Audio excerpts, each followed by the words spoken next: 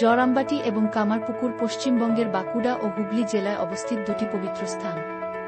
ঊনবিংশ শতাব্দীর দুই মহান আধ্যাত্মিক ব্যক্তিত্ব শ্রীরামকৃষ্ণ পরমহংস এবং শ্রী শারদা দেবীর জন্মস্থান হিসাবে এই দুটি স্থান বিশ্বজুড়ে পরিচিত।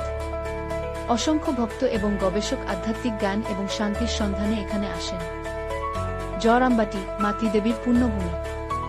জড়ামবাটি হল শ্রী শারদা দেবীর, শ্রীমা শারদা, জন্মস্থান, যিনি শ্রীরামকৃষ্ণের আধ্যাত্মিক সহধর্মিণী এবং রামকৃষ্ণ মঠ ও মিশনের কেন্দ্রবিন্দু। এটি ভক্তদের জন্য একটি অত্যন্ত পবিত্র তীর্থস্থান। এই গ্রামটি ছোট এবং গ্রামীণ, যা শ্রী শারদা দেবীর সরল জীবনযাত্রার এক ঝলক দেখায়। শ্রী শারদা দেবীর পৈতৃক বাড়ি। এটি সেই সুরক্ষিত বাড়ি যেখানে তিনি জন্মগ্রহণ করেছিলেন এবং তার শৈশব কাটিয়েছিলেন।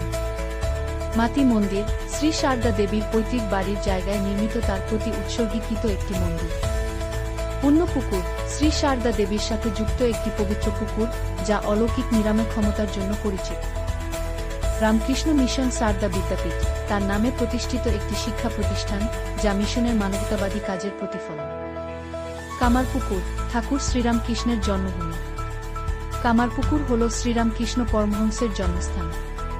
তিনি ঊনবিংশ শতাব্দীর ভারতের অন্যতম প্রভাবশালী আধ্যাত্মিক ব্যক্তিত্ব এবং স্বামী বিবেকানন্দের গুরু ছিলেন।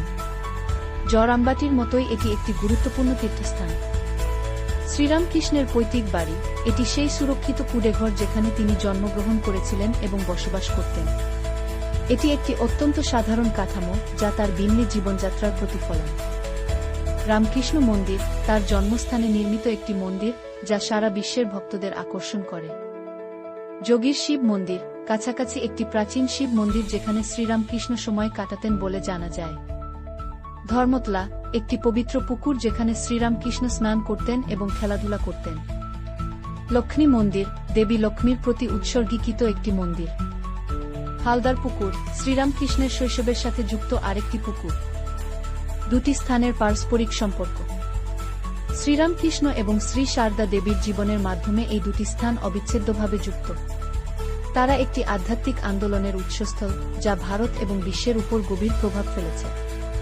ভক্তরা প্রায়শই তীর্থযাত্রার অংশ হিসাবে উভয় স্থান পরিদর্শন করেন, আধ্যাত্মিক পরিবেশ অনুভব করেন এবং এই রেভারেন্ড ব্যক্তিত্বদের জীবন সম্পর্কে জানতে পারেন। এই স্থানগুলির ইতিহাস কেবল